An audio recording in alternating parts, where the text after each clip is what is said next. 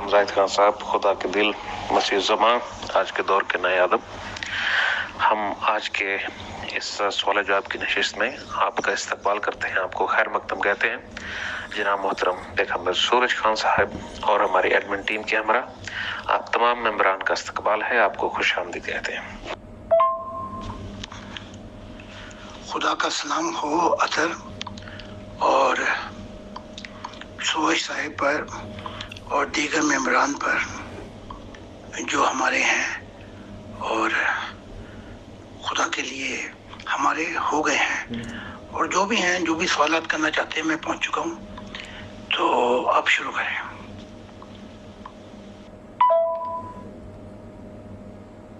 मोहतरम जाहिद खान साहब, हमारे एक मेंबर का सवाल है कि जिस तरह अंबिया ने इस कदर कुर्बानियाँ दी और तकलीफ़ें उठाई खुदा का पैगाम इस दुनिया में लाने के लिए, तो क्या आपने किसी तरह की कुर्बानी दी है अपनी ज़िंदगी में, और आपको क्या क्रॉसेस उठाने पड़े? क्योंकि आप तो यूरोप में रहते हैं, वहाँ की ज़िंदगी बहुत आसान है।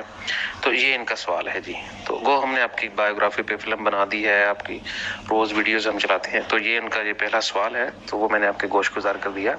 आप खुद बताइए कि खुदा के इस मिशन में आपको क्या मसाइब और कौन सी दुश्वारियों का सामना आया? मैंने जो कुर्बानियाँ दी हैं इस राह में, चंद एक नबी हैं जो इस राही बेकसी से गुजरे हैं। जब मैंने मुल्क छोड़ा तो मैं उस वक्त पंजाब में मुस्लिम लीग का प्रोपेगेंडा सेक्रेटरी था, यंग यूथ मुस्लिम लीग। तो उस वक्त के मलक कासिम ने कहा था कि अगर इस वक्त पार्टी आ गई, और जो बाद में आ गई, तो आपकी उम्र 18 साल नहीं होगी या 18.5 साल में आपको टूरिस्ट मिनिस्टर बना दूंगा। लेकिन खुदा की राह में मैंने सब कुछ छोड़ दिया, घर बार हर चीज। हत्ता कि जो मेरी कजन थी वो बाद में इस फिल्म इंडस्ट्री में आ गई। उन्होंने भी मुझे रोका कि खुदा से पूछो कि जब हमें सब कुछ यहाँ दे दिया है तो वहां क्यों जा रहे हो। रुकावट खड़ी की, मैं सबको छोड़ गया। फिर मैंने इस राह बेकसी में 6 साल कैद गुजारी है, जो मेरे पे अपना गलत इल्जाम आता है। तो यूरोप में 21 साल मैंने खाना बदोश पुलों के नीचे जिंदगी गुजारी। फिर इस रास्ते में 5 हमले हुए मुझ पर, अरबियों के, मोरक्को के, सीरियन, जिसमें बाल में बचा। और वो चाहते थे, बल्कि यहाँ तक हुआ कि मुझे अरब की तरफ से कि जो चाहो मांग लो, लेकिन इस रास्ते पे नहीं आओ, कि नबी नहीं आ सकता। और शरीयत इस्लाम के यूरोप में खुदा ने मना कर दी है। तो इस राह में जो मैंने कुर्बानियां दी हैं, शायद ही कोई शख्स हो, और आज भी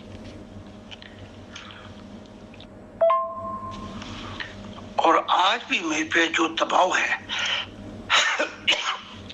सियासतदानों की तरफ से और बहुत सी चीजों की तरफ से, मुझ पर कोई 25 मुकदमे हुए कि जिसमें मेरी किताबों को, यानी कि इनको मुझे सजा दी जाए, मुझे कैद में भेजा जाए, इनको बंद किया जाए। लेकिन खुदा का शुक्र है कि ये कामयाब नहीं हो सके। और मैं आज भी रात दिन खुदा के हजूर चलता हूँ, जहाँ भी वो लेके चलता है। हत्ता कि मुझे रोजाना बताया जाता आज या कल तुम्हें कत्ल कर दिया जाएगा। मेरे साथ मैंने नहीं मांगी, जो सियासतदान है जर्मनी के, उन्होंने खुद ही मुझे हिफाजती लोग दिए, जिसे कहते हैं पुलिस प्रोटेक्शन।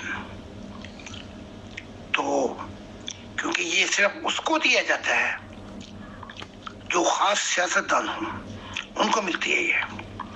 तो मेरी सारी जिंदगी जो है वो खुदा के लिए मैं अपनी जिंदगी को हथेली पे लेके चलाऊं और इस सूरज के नीचे कोई ताकत, कोई मजहबी ताकत, कोई शख्स मुझे रोक नहीं सकता खुदा की मंशा को पूरा करने में। और मैंने इस रास्ते में 20 खानदान हसीन तर मेरे जो मैंने घर बसाए थे वो चले गए, तबाह हो गए, छोड़ के चले गए यूरोप में, सिर्फ इसीलिए खुदा के रास्ते में। तो इतनी आसान जिंदगी नहीं है जो आपने अंदाजा लगा लिया। मेरे 60 साल जो हैं वो खुदा के हजूर खुदा ही जानता है जिन हालात से मैं गुजरा। और फिर जब मैं कामयाबी के रास्ते पे था कारोबारी, मैंने सब कुछ छोड़ दिया खुदा के लिए और आज मैं मूवमेंट के खर्चे पे रहता हूँ। तो मेरी मिसाल तो नहीं मिलती नबियों में सिवाय 2-4 के। तो हम आज भी खुदा के हजूर चलते हैं बगैर परवाह किए कि कोई हमें मार दे। तो आज भी हमें पुलिस बताती है, आज भी हमें हिफाजती बताते हैं कि मेरे खिलाफ क्या क्या हो रहा है। तो कोई चीज़ हमें नहीं रोक सकती। तो बाकी जो नबी आए थे वो तो अपने घरों में बैठे हुए थे, अपनी मजहब, अपने कल्चर ट्रेडिशनों में। उनके चाचे मामे, उनके कबाइलों ने उनकी मदद की। मेरी मदद करने वाला तो कोई भी नहीं था। मोहतरम ज़ाहिद खान साहब, ये हमारे इन मोहतरम का एक और सवाल है कि क्या वो सारे काम, वो सारी जिम्मेदारियां और खुदा की ज़ात ने जो आपके ज़िम्मे लगाए थे, क्या आपने अपनी इस 72 साल ज़िंदगी में वो सारे काम कर दिए हैं? और क्या खुदा की ज़ात आप पर खुश है? इस बारे में आप क्या फरमाएंगे? इसके 2 जवाब हैं। वो जो काम और जिम्मेदारियां दी थी उसके लिए तो चाहिए 1000 साल, बल्कि फरिश्तों ने कहा था 40,000 साल चाहिए। खुदा ने कहा 4000 साल चाहिए। तो इतने 1000 साल चाहिए। लेकिन जो जिम्मेदारियां दी थी वो 72 साल की जिंदगी में खुदा खुश हो गया और कहने लगा, तूने अपनी बुनियाद तैयार करके मुझे दे दी है, तूने अपना काम कर दिया, अब इंसानियत पर है। अगर ये लोग जो इस वक्त मौजूद हैं ये तेरी तालीमात पर आ गए तो तेरी दुनिया में ही, इसी सेंचुरी में खुदा की दुनिया आ जाएगी। और अगर इन्होंने रोड़े अटकाए और जैसे कि ये अटका रहे हैं, मुश्किलात खड़ी की, तो मैं इनको कब्रिस्तान बना दूंगा। किसने कहा? खुदा की ज़ात ने। अगली उसमें मैं जवाब दे, इनके मजहबों की भी सबसे लपेट दूंगा, इनकी भी लपेट दूंगा। तब खुदा ने कहा कि जो आने वाली नस्ल है 80 साल के बाद, यानी 20 साल गुजर गए, नई सेंचुरी, वो मुबारक होंगे क्योंकि वो बेहतर कहने वाले और बेहतर सुनने वाले होंगे। खुदा का बयान बेहतर कहने वाले और खुदा को बेहतर सुनने वाले होंगे। तो फिर खुदा के नूर जो है उससे ये जमीन रोशन होती चली जाएगी। मुराद ये कि बुराई की दुनिया खत्म होती जाएगी। और ये हुआ सारा इसलिए कि तूने बुनियाद बनाकर खुद मेरी दुनिया की मुझे दे दी है। तो हमने तो अपना काम कर दिया है, बीज भी बो दिया और खूब खोद कर बीज भी बोया, हल भी चलाया, पानी भी दिए, सब कुछ काम हमने कर दिया। अब ये पौधा बढ़ेगा और फल फूल लाएगा, फिर तना और दरख्त बनेगा और फिर इसका फल जो है पूरी इंसानियत चखेगी और वो वादा पूरा हो जाएगा जो खुदा ने कहा है कि इस जमीन के वारिस अब मेरे मोहब्बत करने वाले होंगे। ये वादा खुदा ने تورات، انجیل، بھگوت گیتا، قرآن میں دیا کہ اس زمین کے وارث جو ہیں میرے لوگ ہوں گے. تو ہم نے تو اپنا کام کر دیا. اب خدا کا ہتھوڑا جب پڑے گا تو پھر میں دیکھتا ہوں. تو خدا نے کہہ دیا میرا ہتھوڑا اب پڑے گا 80 سال میں، تو ان کی سب لپٹ جائے گی ساروں کی. تو اس طرح سے ہم نے کام اپنے کر دیے ہیں.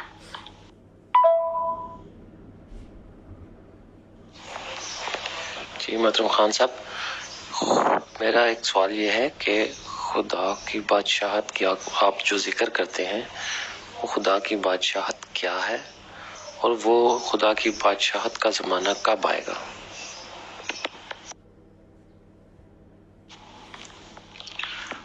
خدا کی بادشاہت کا زمانہ تو 2000 سال پہلے آ جانا چاہیے تھا، جب یہ مسیح اپنا عیسیٰ، یہ قرآن عیسیٰ ابن مریم کہتا ہے، میں عیسیٰ ابن زکریا کہتا ہوں، کیونکہ خدا نے بتایا اس کا باپ زکریا ہے. قرآن نے یہ راز نہیں بتایا، میں نے بتا دیا. تو جب یہ عیسیٰ آیا تو اس نے پہلا الفاظ یہ کہا کہ توبہ کرو، خدا کی بادشاہت زمین پر میرے ہاتھ میں ہے، آ گئی ہے. Repent, the kingdom of God is at hand. یعنی کہ رجوع کرو، اپنے دل پھیرو، خدا کی بادشاہت کا زمانہ آ گیا ہے. اب وہ جس قوم کو چنا گیا تھا وہ قوم جو تھی وہ باغی ہو گئی. وہ موسوی شریعت پہ چلنے والے تھے، موسیٰ کی. انہوں نے اتنے پھٹے ڈالے کہ اس کو کراس پہ چڑھا دیا. اس پر چڑھنے کے بعد خدا نے اس کی زندگی تو بچا لی. یوسف ارمیتیہ جو اس کا بہت ماننے والا تھا اور روم کی حکومت میں تھا، جان تو بچا دی. اس کے بعد پھر یہ دعا کر کے کہ وہ ضرور آئے گا جس سے خدا کی بادشاہت آ جائے گی. تو یہ تو چلے گئے کشمیر کی طرف، اور وہ تمہارے ساتھ رہے گا اور وہ آسان زبان میں تم سے باتیں کرے گا. اب خدا کی بادشاہت کے بعد مذہب کی کوئی جڑ نہیں رہتی، مذہب ختم ہو جاتا ہے. کیونکہ خدا کی بادشاہت جب آ گئی، خدا نظر آنے لگا، تو مذہب کی ضرورت ہی نہیں. مذہب جو ہے وہ احکامات ہیں. جیسے اسلام ہے فرما برداری کرو، جو احکام ہے تم نے کیسے رہنا ہے بتایا گیا سوسائٹی میں، کہ شریعت قانونی طور پہ کیسے رہنا ہے. تو یہ تو خدا کی بادشاہت ہے ہی نہیں. دانت کے بدلے دانت، آنکھ کے بدلے آنکھ. خدا کی بادشاہت یہ ہے کہ محبت کی تکمیل ہو جائے گی، خدا کا وعدہ پورا ہو جائے گا. اب 2000 سال کے بعد پھر جب مذہب آیا، تو مذہب لانے والا وہ تھا جو ساؤل تھا، جس نے اس کو عدالت میں اس کا سارا مشن خراب کیا، اس کو کراس پہ چڑھوایا. تو اس نے بعد میں پھر مذہب بنا لیا، تو وہ اس کا ماننے والا ہو گیا. اس کے بعد اسلام آیا، یہ بھی مذہب. اسلام نے جو کام کیا وہ یہ کیا کہ جا کے خدا کی بادشاہت کی تیاری کی جاتی.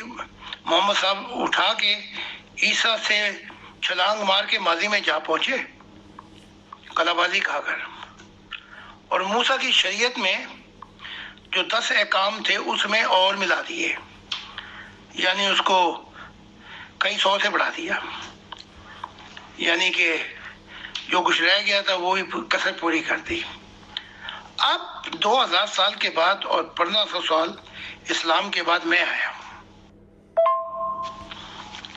اب منزل تو وہی ہے جس کی نبوت خدا نبیوں سے کر چکا ہے، کہ اس زمین کے وارث میرے محبت کرنے والے ہوں گے، وہ میری قدر و قیمت کو جانیں گے، میں دکھائی دینے والا خدا ہوں گا ان کا.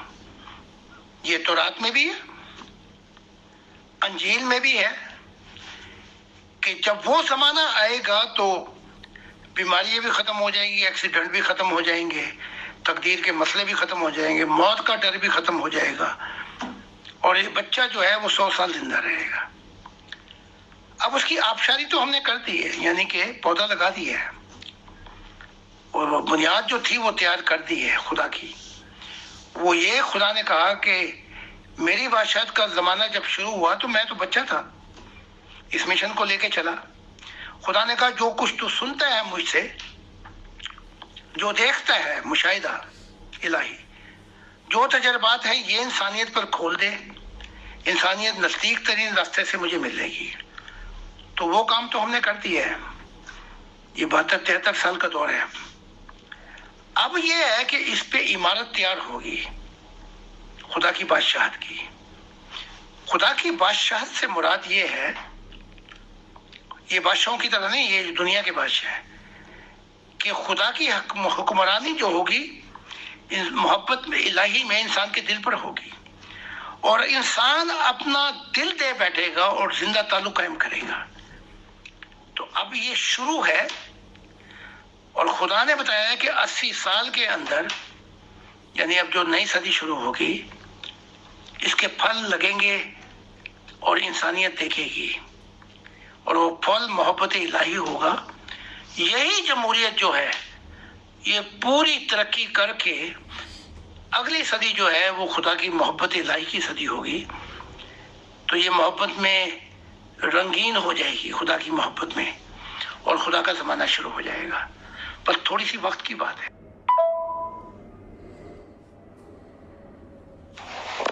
جی محترم خان صاحب، ایک سوال ہے کہ آپ کی تعلیمات کے مطابق انسانیت اور خدا سے محبت ہے، لیکن جو لوگ آلریڈی کسی مذہب کے ساتھ اٹیچڈ ہیں تو ان کو کس طرح قائل کیا جا سکتا ہے؟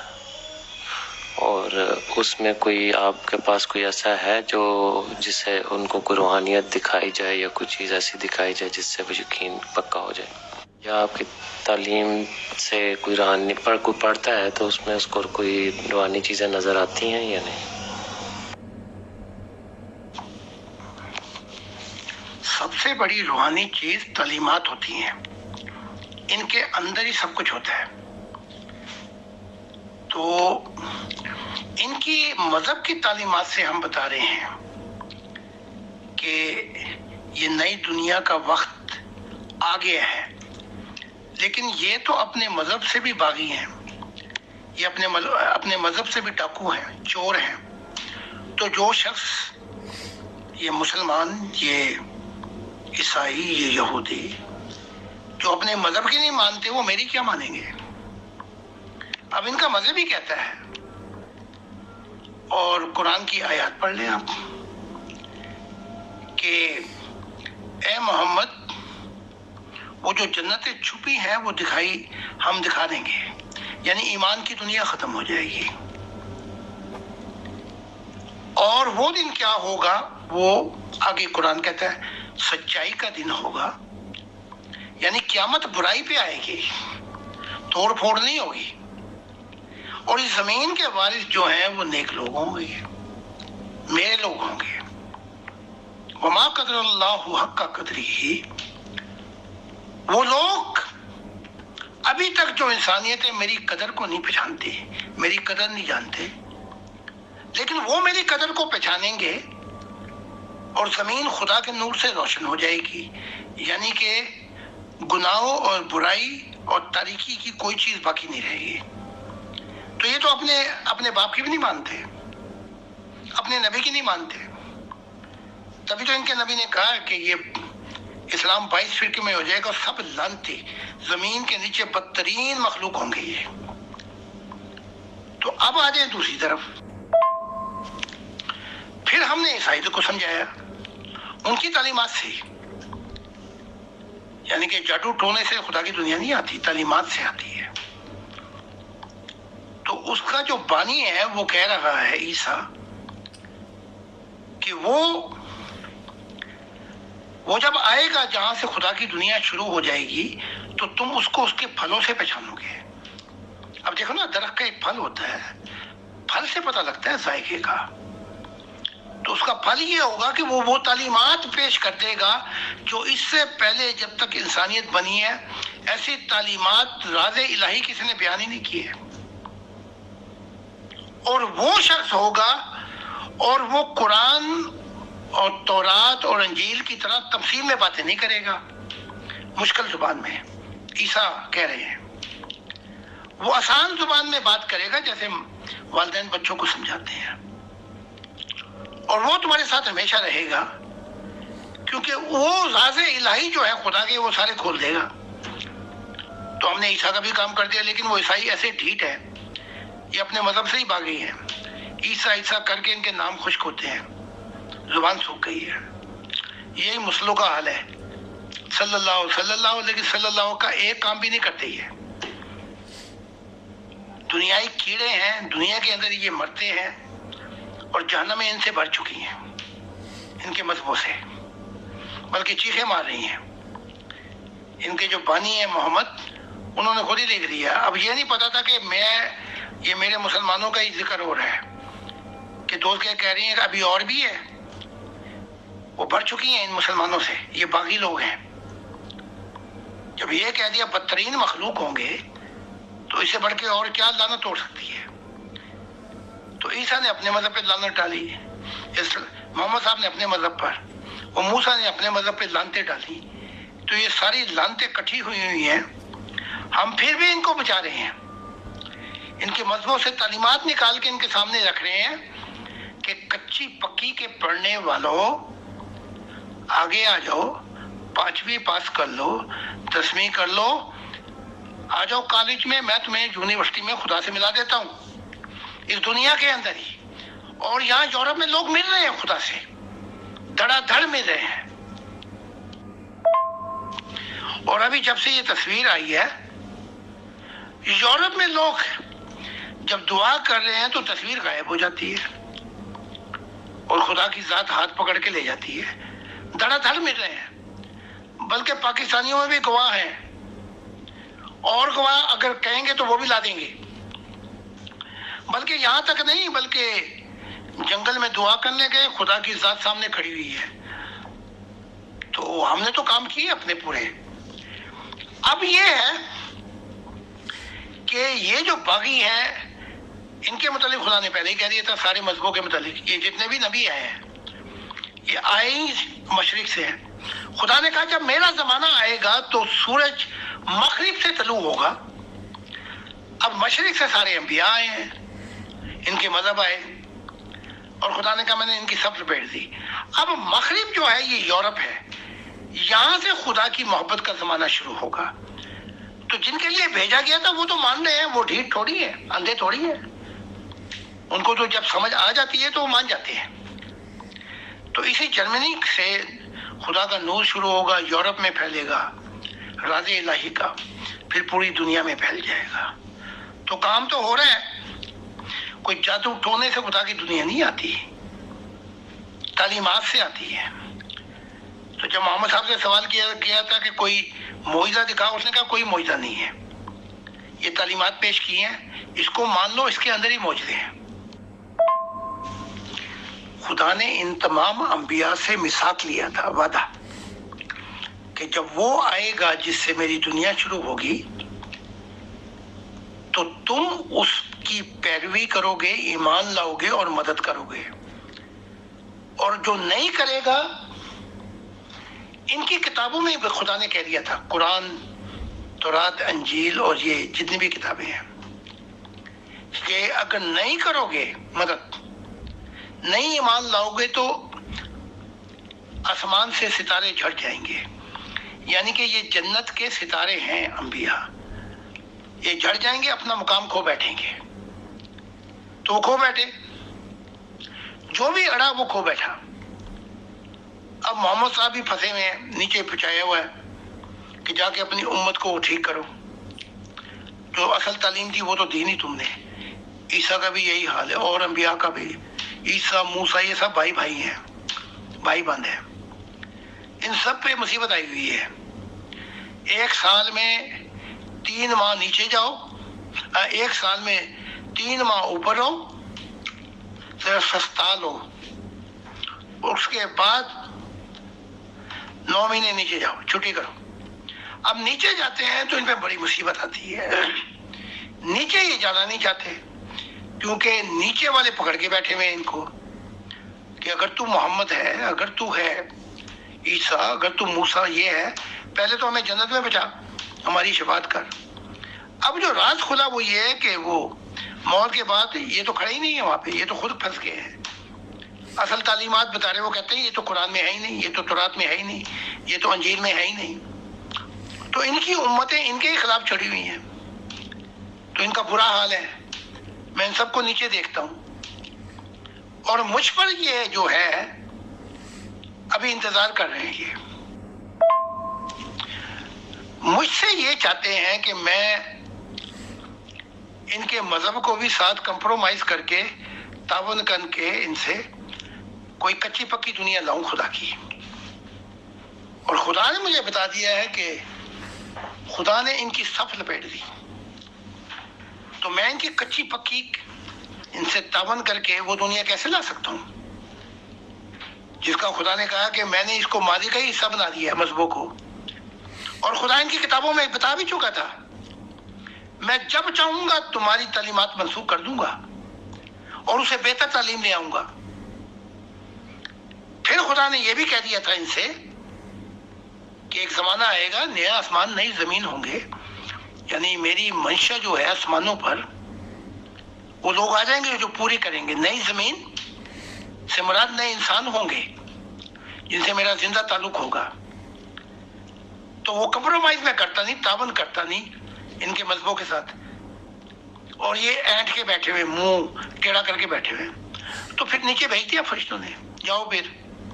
اب یہ کب تک اپنا منہ ٹیڑھا کر کے بیٹھے رہیں گے اور مدد نہیں کریں گے؟ تو ان کی امتوں کو تو پہلے ہی خدا نے کہہ دیا ہے کہ میں نے ان کی صف لپیٹ دی۔ کہیں یہ نہ ہو کہ ان کی صف بھی لپٹ جائے، کیونکہ یہ آسمان سے جھڑ جائیں گے پھر۔ تو ابھی تک تو یہ سوچ و بچار میں ہے، اس کے بعد اگر یہ نہیں چاہیں گے تو جو بو گے وہ کاٹو گے، جیسا کر ویسا بھر۔ پھر ان میں سے بہت سے انبیاء ایسے ہیں جن کا زمانہ بڑا لمبا ہے۔ موسیٰ مان گئے ہیں، ایمان لے آئے ہیں مجھ پر۔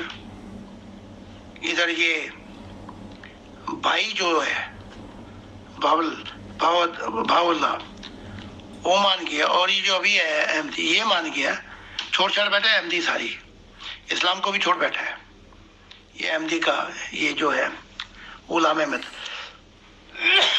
وہ سارے چھوڑ بیٹھے، انہوں نے دیکھ لیے روح کی دنیا میں، یہ تو خود پھنسے ہیں سارے مذہب والے۔ تو بہت سے انبیاء جو ایمان لے آئے ہیں وہ ساتھ مدد کر رہے ہیں۔ تو یہ بڑی لمبی کہانی ہے مشاہدہ الہی کی، تو میں اس کو بتاتا رہتا ہوں، جب آپ کتابیں پڑھیں گے تو بہت سے واقعات آپ کے سامنے آ جائیں گے، بلکہ آپ کو دکھا دیے جائیں گے۔ جی محترم سعید خان صاحب بہت شکریہ جی۔ ہمارے ایک ممبر کا جو سوال ہے، میں اس کو آڈیو میں، تاکہ یہ ریکارڈ ہو جائے، میں اس کو بول دیتا ہوں پروگرام میں، کہ محترم خان صاحب نبی محمد صاحب عالم ارواح میں کیا مقام رکھتے ہیں؟ کیا ان کا بھی خدا کی ذات کے ساتھ زندہ تعلق ہے جیسے آپ کا ہے؟ اور کیا خدا تعالیٰ ان سے خوش ہیں؟ آپ اس بارے میں کیا فرماتے ہیں؟ محترم خان صاحب، انبیاء نے یہ تعلیمات تمثیلی انداز میں کیوں بتائیں، آسان الفاظ میں کیوں نہیں سمجھائیں؟ خدا ان انبیاء سے ناراض ہے، سخت ناراض ہے، اور خدا کی ذات جو ہے وہ بھی بتا رہی ہے، اور فرشتوں نے بتا دیا ہے کہ انہوں نے کھانا کھانا چھوڑ دیا ہے۔ کھانا کھانے سے مراد معرفت الہی کا جو تعلق تھا ان کا خدا سے، وہ ٹوٹ چکا ہے، کیونکہ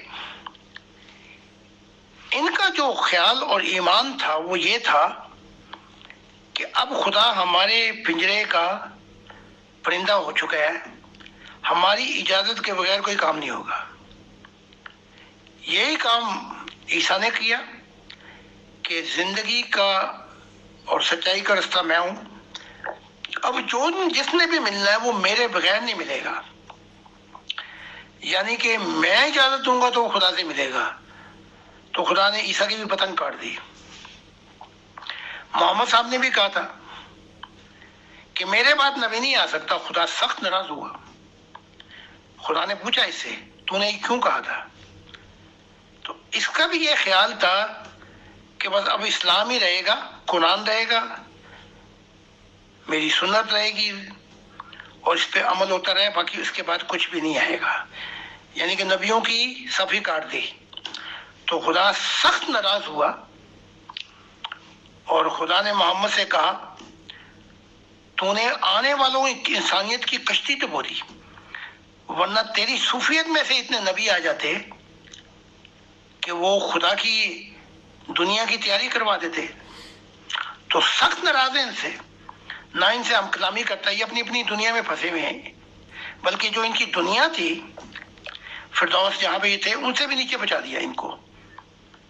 تو یہ خود بھی بڑے ناراض ہیں، کیونکہ ان کا خیال یہ تھا، بلکہ یہاں تک خیال تھا کہ جبرائیل جو ہے وہ اب ہمیشہ میرے ساتھ رہے گا محمد صاحب کا۔ جبرائیل نے اس کو ایک دنیا میں بچا کے محمد صاحب کو تو چلنے لگا، تو محمد صاحب رونے لگے کہ میں تو سمجھا تھا کہ تو مجھے اپنے اوپر کی دنیا میں اپنے ساتھ رکھے گا۔ اس نے کہا نہیں نہیں، تیرا مقام یہ ہے، ہماری دنیا اور ہے۔ تو اس نے استعمال کیا تھا جبرائیل نے انبیاء کو، تو جتنا کام کیا اتنی مزدوری مل گئی ان کو۔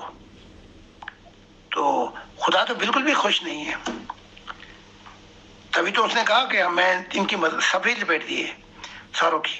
تو یہ تو سخت ناراض ہو گئے خدا سے، منہ بنا کے بیٹھے ہوئے۔ ہاں جی، اگر آپ یہ سوال کر دیتے محمد کے زمانے میں، محمد نبی کے زمانے میں، تو اچھا بھلا پھینٹا لگنا تھا آپ کو، کیونکہ اس نے کہہ دیا کہ سوال مت کیا کرو، اور تمثیلی زبان میں اس لیے بات کرتا تھا کہ کم لوگوں کو سمجھ آئے، جیسے کہ بس ایک دو چار آلے دوالے لوگ ہیں ان کو سمجھا دیتا تھا، تو باقی جو تھے وہ کہتے تھے اللہ جانے یا اللہ کا رسول جانے، تو بات وہاں پہ ختم ہو جاتی تھی۔ میں ایک مثال دے دیتا ہوں۔ ایک عربی آیا تو وہ بیٹھا، تو محمد صاحب واضح دے رہے تھے کہ آخر میں بھی میں ہی آؤں گا، یعنی کہ شروع میں بھی اب میں آیا ہوں، آخر میں بھی آؤں گا میں، جو آنے والا امام ہوگا۔ تو جب یہ کہا تو وہ بدو تھا، دیہاتی تھا، خانہ بدوش، وہ عربی تھا بدو، اس کی سمجھ میں نہیں آئی، تو اس نے اٹھ کے کہہ دیا، اس نے کہا آپ خود آئیں گے جسم کے ساتھ آخر میں اسلام کی جو ٹوٹ پھوٹ کیا ہے اس کو صحیح کرنے کے لیے؟ تو محمد صاحب بات دیتے رہے، وہ پھر اڑ گیا، اس نے پھر اپنا کہا کہ مجھے سوال کا جواب چاہیے، وہ جو اسلام کی شکل بگڑ جائے گی تو وہاں آخر میں بھی آپ خود ہی آئیں گے جسم لے کر، کیونکہ آپ کہہ رہے ہیں کہ میں ہی آؤں گا۔ اور 3-4 دفعہ اس نے بدو نے تنگ کر دیا محمد صاحب کو، تو پھر جا کے جب دیکھا کہ بات ہی نہیں بن رہی، یہ بدو جو ہے یہ ضدی ہے، تو پھر سلیمان فارسی جو تھا اس کے کندھے پہ ہاتھ رکھ کے کہا ان کی نسل میں سے ایک شخص ہوگا، جب اسلام میں بگاڑ ہوگا تو ان کی نسل میں سے ایک شخص آئے گا جو اسلام کو ٹھیک کرے گا۔ اچھا وہ آیا، اس نے ٹھیک کرنے کی بجائے اور مصیبت ڈال دی، عشق معمودی میں اور پھنسا گیا۔ تو تمثیل میں یہ بات کرتے تھے، یہ تو آپ کا حق تھا کہ پوچھتے۔ اچھا اب میں پوچھ لیتا ہوں، آپ کی جگہ میں چلا جاتا ہوں، میں پوچھ لیتا ہوں۔ میں نے پوچھا عیسیٰ سے بھی، موسیٰ سے، یہ سب بھائی بند ہیں، موسیٰ و عیسیٰ و محمد، ان سب سے میں نے پوچھا۔ ادھر وہ کرشنا وغیرہ جو ہیں، وہ برہما وشنو شیو والے، ان سے بھی پوچھا، تو ان کا جواب میں آپ کو سنا دیتا ہوں، باقی آپ دعا کر کے خود پوچھ لیں، آ جائیں گے وہ گھوڑے پہ بیٹھ کے۔ تو میں نے پوچھا، میں نے کہا بھئی یہ تم تفصیلوں سے بات کیوں کرتے تھے؟ باقی پہلے انسان کو ٹھوکر لگی ہوئی ہے، آپ دیکھیں نا، آپ والدین ہیں، اپنے بچوں کو ایسی باتیں اس طرح سمجھائیں گے کہ وہ اور گڑھے میں جا گرے اور ٹھوکر کھائیں؟ تو میں نے پوچھا، میں نے کہا یہ کیوں کرتے تھے ایسی باتیں تمثیلوں میں؟ سمجھ نہیں آتی تھی۔ کہا کہ لوگ ہمیں بڑا تنگ کرتے تھے، تو پھر ہم اس لیے تمثیلوں میں بات کرتے تھے۔ پھر وہ کہتے تھے اللہ جانے یا عیسیٰ جانے، اللہ جانے یا محمد جانے۔ تو آپ نے دیکھا ہوگا مسجد میں بھی یہی لگا ہوا ہے، یا اللہ یا محمد، تیسرے بندے کو پتہ ہی نہیں۔ اب میں آیا ہوں تو میں نے یہ خدا سے پوچھا، خدا نے کہا میں تو سیدھی سیدھی بات کرتا تھا، راز الہی بتاتا تھا، انہوں نے بتایا ہی نہیں۔ عیسیٰ نے یہ کہا میں آسمانی باتیں کیسے بتاؤں، تمہیں دنیا کی باتیں سمجھ نہیں لگ رہی۔ تو انہوں نے عیسیٰ کو دنیا کے پنگڑ خانے میں پھنسا لیا تھا، سارا دن ان کے مسائل حل کرو۔ تو پھر شریعتیں بنانی پڑتی تھی، موسیٰ کو بھی، عیسیٰ کو بھی، محمد کو بھی۔ خیر عیسیٰ نے نہیں بنائی، وہ سیدھی تھا، اس نے کہا میں نے نہیں بنانی، تو پھر انہیں بنانی پڑتی تھی۔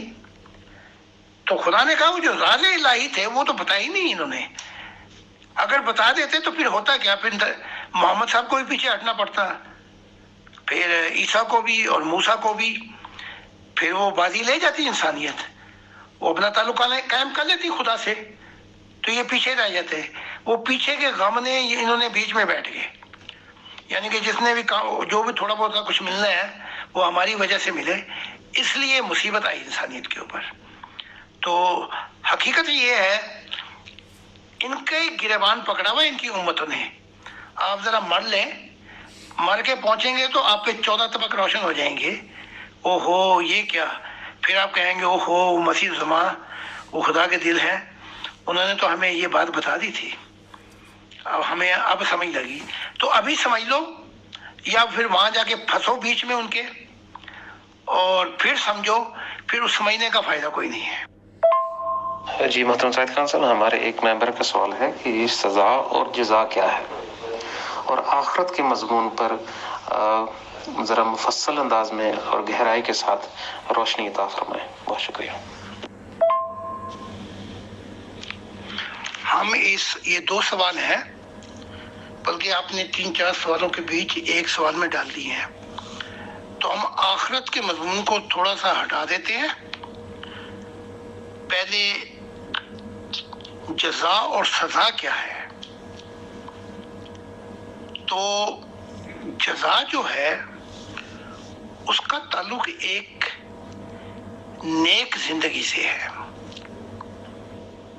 ایک رحم والی زندگی سے ہے، ایک ایسی زندگی سے ہے جو انسان دوسروں کے لیے اپنی زندگی دے بیٹھتا ہے، یہ جزا ہے۔ یہ جزا کہاں پہ ملے گی میں بھی بتاتا ہوں۔ سزا کیا ہے؟ سزا یہ ہے کہ جب انسان خود غرض ہو کے ظلم کی چکی میں پیستا ہے انسانیت کو نئے طریقوں سے، کبھی مال غبن کر جاتا ہے، کبھی جھوٹ بولتا ہے، کبھی ظلم کرتا ہے، کبھی پوری انسانیت پر ایسی مصیبت بن جاتا ہے، کبھی سیاستدان بن کے، کبھی دولت حاصل کر کے، کبھی شہرت حاصل کر کے، یعنی کہ جینا توبر کر دیتا ہے۔ یہ سزا ہے۔ اب یہ سزا اور جزا ہمیشہ کہاں پہ ہوں گے؟ جو اس نے کیا ہے، جو اس نے بویا ہے، اس کی نیکی کا صلہ اور وہ جو سزا وہ روح میں ہے۔ اب اس کو سمجھ نہیں لگ رہی، یہ سمجھتا ہے کہ وہ کہیں اور پہ ہیں، نبی ہماری شفاعت کرا دیں گے۔ نہیں، ایسا نہیں ہے، وہ روح کے اندر اندھیرے بڑھتے جا رہے ہیں۔ تو سزا تو پہلے ہی ہو گئی، کیونکہ بس فرق اتنا ہے کہ موت کے بعد اس شخص نے جہنم میں جانا ہے، کیونکہ اندھیروں والی روحیں وہاں جاتی ہیں۔ یہ ان کی سزا ہے۔ اور جو جزا ہے جس نے اپنی زندگی دے بیٹھا ہے، اس کو بھی نہیں پتہ لگ رہا، لیکن اس کے اندر نور آتا جا رہا ہے۔ موت کے بعد اس پہ بھی افشا ہوگا کہ یہ نور جو ہے یہ اسے کہاں لے کر جاتا ہے؟ بس وہ جزا کی کھڑکیاں کھولتا جائے گا نور، اس کے دائیں ہاتھ پہ چلے گا۔ تو خدا نے جو نظام بنایا ہے، ہم انسانوں کو تو دھوکہ دے سکتے ہیں، انسانوں کو دھوکہ دے سکتے ہیں، غیر کو دھوکہ دے سکتے ہیں، خود غرض سانپ بن سکتے ہیں، ہم ڈستے رہتے ہیں انسانیت کو، لیکن یہ نہیں پتا کہ جو روح میں خالی کر بیٹھا ہوں وہ کروڑوں خربوں سال اس پہ سزا کیا ہوگی، یعنی کہ وہاں سے نکلنے کا راستہ بھی نہیں ہے۔ تو آخرت جو ہے ایک انعام ہے، جزا اور سزا کا ایک انعام ہے، لیکن اب ہم کہہ رہے ہیں کہ تھوڑا سا آگے آ جاؤ کچی پکی والو، اور مذہب کی دنیا ختم ہوگی، ہم تمہارا اندھا پن دور کر دیتے ہیں، کیونکہ مذہب یہ کہتا ہے صرف ایمان لاؤ بن دیکھے۔ پڑھ لیں آپ اپنا قرآن، ایمان لاؤ بالغیب، آخرت پر، اللہ پر، فرشتوں پر، بھی سب کچھ بن دیکھے۔ ہم کہتے ہیں کہ ہم ایمان کی دنیا سے نکال کر تمہیں روحانیت کی دنیا میں لے چلتے ہیں، تمہارا اندھا پن دور کرتے ہیں، اور اپنی آنکھوں سے یہیں سے دیکھ لو کہ تمہارے پہ کیا بیتے گی، تاکہ سزا اور جزا تم ذرا ہوش میں آ جاؤ، ورنہ بڑی دیر ہو جائے گی۔ تو اب جو دنیا شروع ہوئی ہے اس سے تعلیمات جو ہیں وہ روحانی اندھا پن دور کر رہی ہیں، تاکہ انسان دیکھ لے کہ روح پر کیا ہے اس کا اثر۔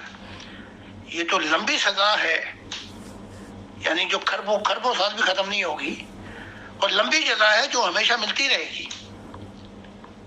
تو یہ آخرت کا مضمون جو ہے وہ بتاتا ہے کہ آخرت کی زندگی فیصلہ کر دے گی کہ کون کہاں رہتا جائے گا۔ قرآن کو کہتا ہے خالدین فیہا ابدا، ہمیشہ رہتے چلے جائیں گے۔ تو یہ مضمون ہے سزا اور جزا، اور اس کی آخرت کیا ہے۔ کوئی 15 منٹ تک 2-4 سوال اور کر لیں، پھر اس کے بعد ختم کر دیں گے۔ جی محترم سعید خان صاحب، بہت شکریہ۔ ہمارے ایک ممبر کا سوال ہے، یہ فرماتے ہیں کہ عالم ارواح کی دنیا میں یا روحانی دنیاؤں میں مرنے کے بعد، یہاں سے جانے کے بعد، جو مرد اور عورت ہے، کیا ان کے حقوق ایک جیسے ہوں گے؟ ان کی حیثیت، ان کے مقام ایک جیسے ہوں گے عالم ارواح میں، یا ان کے درمیان برتری کے مقامات ہوں گے کہ جیسے مرد کو مذاہب میں اور اسلام میں خاص طور پر عورت سے افضل اور برتر متعین کیا گیا ہے، بتایا گیا ہے؟ تو ان کے حقوق کیا ہوں گے، اور عالم ارواح میں کیا ان کی خدا کے حضور ایک جیسی حیثیت ہوگی؟ اس بارے میں ذرا بتائیے گا، بہت شکریہ۔ روحانی دنیا میں تو فرشتوں نے ان مردوں کی پوری پھونک نکال دی ہے۔ اب جیسے نا، میں آپ کو چھوٹی سی مثال دیتا ہوں۔ جب قرآن کی آیت یہ آئی کہ محمد جن کو چاہے قبول کر، جن کو چاہے طلاق دے، اس سے بہتر عورتیں لے آئیں گے، تو عائشہ بی بی جس سے بہت زیادہ محبت تھی محمد عربی کی، وہ پہلے ہی شک کر کے بیٹھی ہے، اور انہوں نے کہہ بھی دیا، انہوں نے کہا مجھے سمجھ نہیں لگتی کہ کیا جو تمہارا رب ہے وہ تمہاری خواہش اور تمنائیں پوری کرنے پہ بیٹھا ہوا ہے۔ تو شک تو پہلے ہی ان کو پڑ گیا تھا سب کو، بلکہ عائشہ بی بی، حفصہ اور یہ جتنی بھی تھیں، انہوں نے گروپ بنا لیے تھے کہ اے محمد انصاف کرو، انصاف، یعنی کہ تم انصاف نہیں کرتے۔ لیکن وہ چلی اس لیے نہیں، مردوں کا زمانہ تھا، 4 اتاری کتابیں اور 5واں اتارا ڈنڈا کہ ان کے سر پہ گھماؤ، اگر عورتیں تنگ کریں ان کو بند کر دو، جیسے قرآن کی تعلیم ہے۔ خوابگاہ میں پھر بھی نہ مانے تو ان کی گھمالی کرو، شو گھمالی، یعنی کہ مارو۔ अच्छे तरीके से, बस इतना हो कि ज़रा चेहरे पे जख्म ना आए, अंदर से हड्डियाँ छुड़ियाँ जो चाहो तोड़ दो, तो ताकि बंदे की पुतल बने। अब मसला ये है, अब कुरान कहता है कि ईमान वालों, जो मोमिन है जो तुम्हें दिया जाएगा वो ईमान वालियों को दिया जाएगा, बल्कि एक जगह पे कुरान कहता है उनको दुगना सवाब है। तो अब आप आ जाए मैदान में है मेरे साथ जरा दंगल करने के लिए। ईमान वालियों को दुगना मिलेगा और जो मोहम्मद साहब की अज़वाज हैं उनको भी दुगना मिलेगा। तो अगर आपको ईमान वालों को 72 हूरें मिली तो उनको ईमान वालियों को 140 शहजादे मिलेंगे। तो क्या आपको ये गवारा है कि आप 72 हूरों के साथ ऐश करें, वहां पे अंगूर खाएं और घूमें फिरें, मजे लें, और आपकी जो बीवी है वो 144 शहजादों के साथ घूमती फिरे? तो आपकी तो वहां भूख निकाल दी फरिश्तों ने। तो वहां जाते के साथ ही जो मोमिन औरतें हैं, जो मुसीबत उन पे जुल्म हुआ है, वो तो पहले ही अपने खामदों को छोड़ जाती हैं। तो वहां तो बराबरी क्या, बल्कि ऐसी बराबरी है कि जिस तराजू में तू तोलेगा तुझे भी उसमें तोला जाएगा। वहां ये खत्म हो गए हैं कि मर्दों की इजाजतदारी है, मर्दों की दुनिया है। वहां तो जमहूरियत जो है वो करोड़ों गुना ज्यादा। यूरोप की औरतों के क्या हक है, हक क्या, वो इक्वल मांगती हैं, बराबरी। वहां तो करोड़ों गुना ज्यादा हो गया मामला। जैसे एक औरत आई, उसका नाक में दम आया हुआ था अपने बंदे से, उसके जुल्म की वजह से। तो उसने सवाल किया, ए नबी मुझे ये बताएं, इसको तो 72 मिलेंगी, मुझे क्या मिलेगा? हो रहे। तो मोहम्मद साहब ने कहा तुझे आगे भी यही मिलेगा। उसने कहा मैं ऐसे इस्लाम से बात आई, मेरा तो यहाँ पे मुसीबत से नाक में दम आया हुआ है और आगे भी यही मिले मुझे, ये तो नाइंसाफी है। तो वो आयशा साहब ने फिर इस राज को तोड़ दिया ना।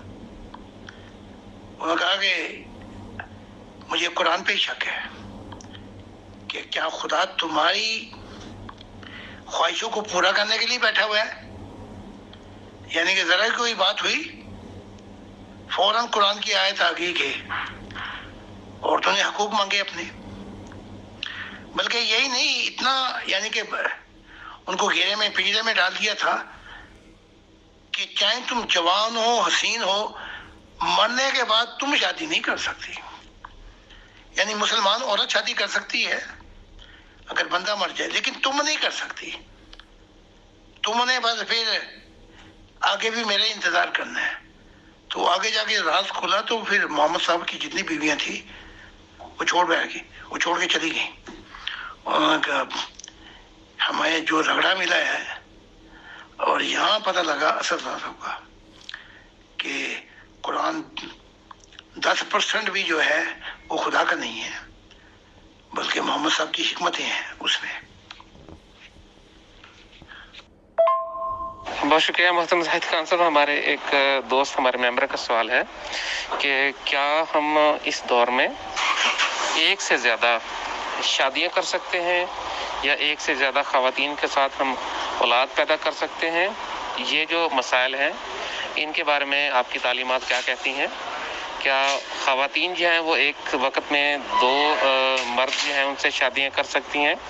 इस तरह की ये जो यूरोपियन या जो मॉडर्न सोसाइटीज़ में आज़ादियां हैं रिलेशनशिप्स की, इनकी क्या एडजस्टमेंट है, इनके लिए क्या स्टैंडर्ड्स हैं, इस बारे में आप वजाहत फरमाइएगा। बहुत शुक्रिया।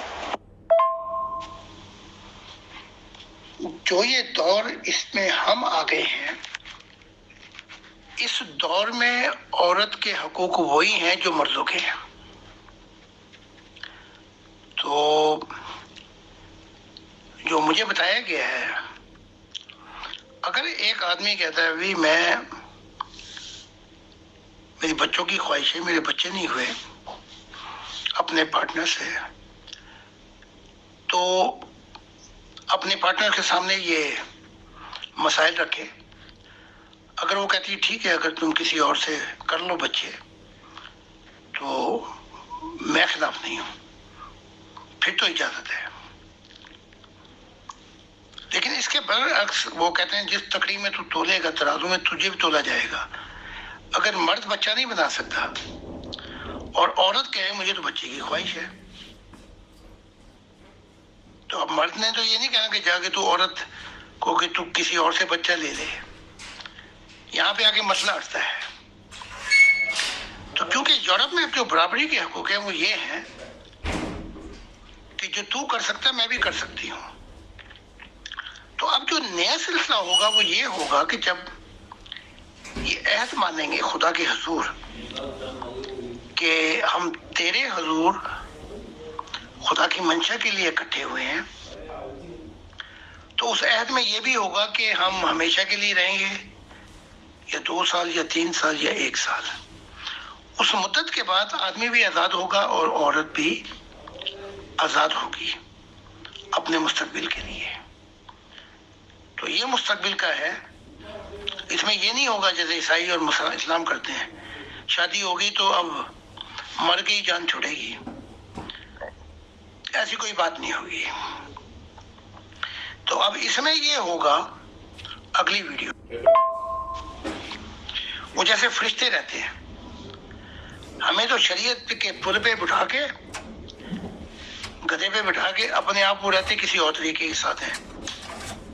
वो इसी तरह मोहम्मद साहब भी, मूसा साहब ने तो खैर माफी मांग ली है कि वो गलत हो गया कि हमें शरीयत के पुल पे बुला के माही साड़ा, जो हमारा माही था वो जमहूरी हो गया।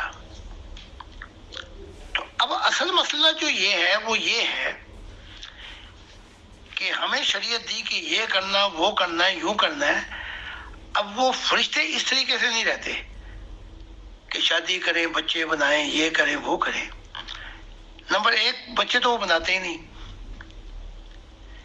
क्योंकि ना फरिश्ता औरत कहती है इधर 9 माह चाहिए उधर चाहिए 9,000 साल, तो उसका दिमाग खराब है वो बच्चा बनाए। फिर वहां बच्चे के लिए जो रूहानी साइंस है वो जैसे मुस्तकबिल में यहाँ हो जाएगा ट्यूब बेबी, आप गए आपका भी सेल लिया उसके भी एक्स लिए और जाके अपना बच्चा ले आओ, तो इस मुसीबत से भी जान छूट जाएगी।